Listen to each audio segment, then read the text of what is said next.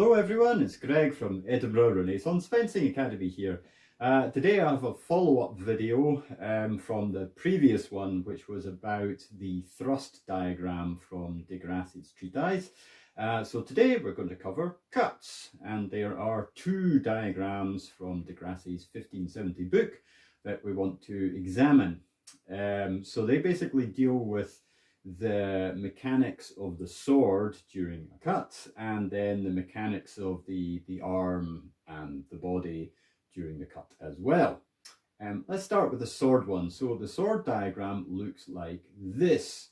So once again, it's a little bit strange and maybe not immediately obvious what this is showing us.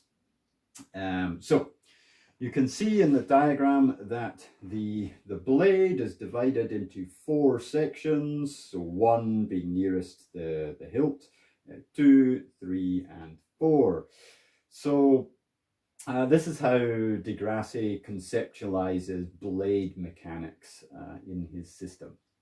Now, there are a number of circles shown around the sword in the diagram, and these basically indicate the rotation of these different sections of the blade when you perform a cutting action. So essentially, when you cut with the sword is going to rotate in a little arc in part of a circle during the action.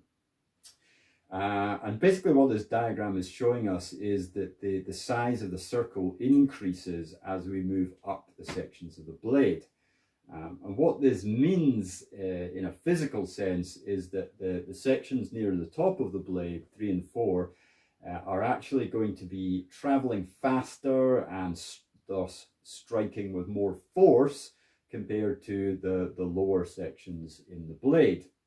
Now, in modern physics, this quality would be defined as angular momentum. Grassi didn't know about the concept of angular momentum, but he did know about the physical implications of this, which is basically that this bit of the sword, the weak of the blade, the debole, section 3 and section 4, basically hits harder than section 1 and section 2, the forte or the strong of the sword. So that's basically what this diagram shows us, that the blade needs to travel in an arc in order to strike a target, and that these sections travel faster and hit with more force. That's probably quite obvious to most fencers, but it does have some interesting implications for other parts of his system. We will return to that idea in another video. So for today, basically, we want to be aiming to strike the target with this section up here, section 3. So it's moving relatively fast and striking quite hard, but it also gives us a nice big target to hit the opponent with, which then allows us to draw or push, more often draw our cut, in order to maximize the damage. So we strike with section 3 and then slice into section 4. So that's basically what the blade is doing when we launch a cut. Now let's look at the second diagram, which is this one. So this shows the arm. So again, we have a bunch of circles here. I'm going to put my sword down for now. So what you can see is that there are circles around the 3 joints of the arm, wrist, elbow, shoulder, and also a large circle encompassing the whole arm. So when we want to move the sword in the arc we described previously, we can rotate the blade using a rotation of one of these joints. So we can rotate the wrist, we can rotate the elbow, or we can rotate the shoulder. And this creates different sizes of circle. So in the context of the arm, what this means is if you rotate your arm from the shoulder to deliver a cut, you get a really big circle, which means the action takes a relatively long time to hit the opponent, but it strikes with a large amount of force. Okay.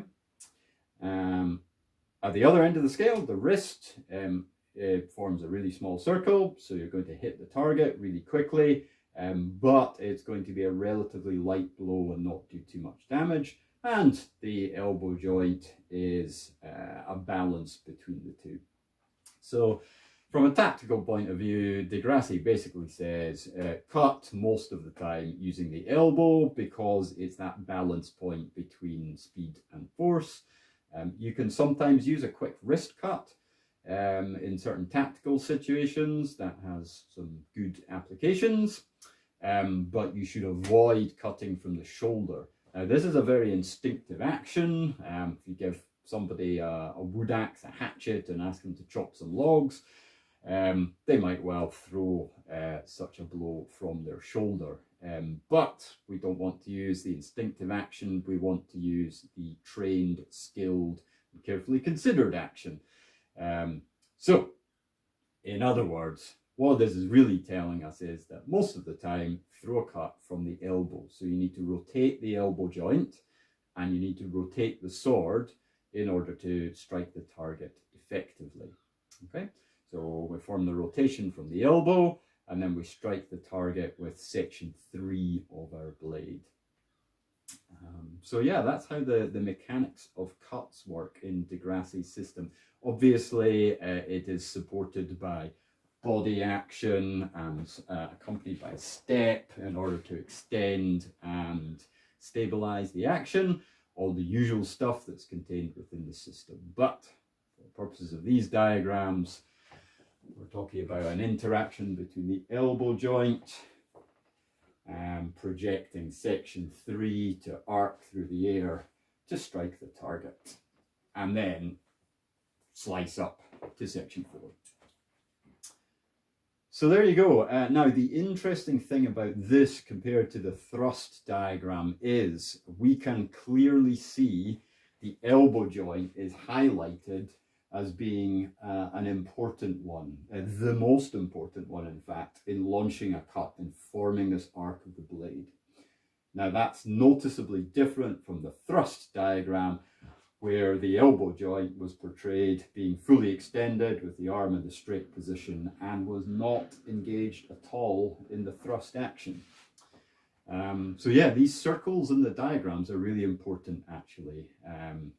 They show that the elbow is used for the cut and not in the thrust. So that's all for today.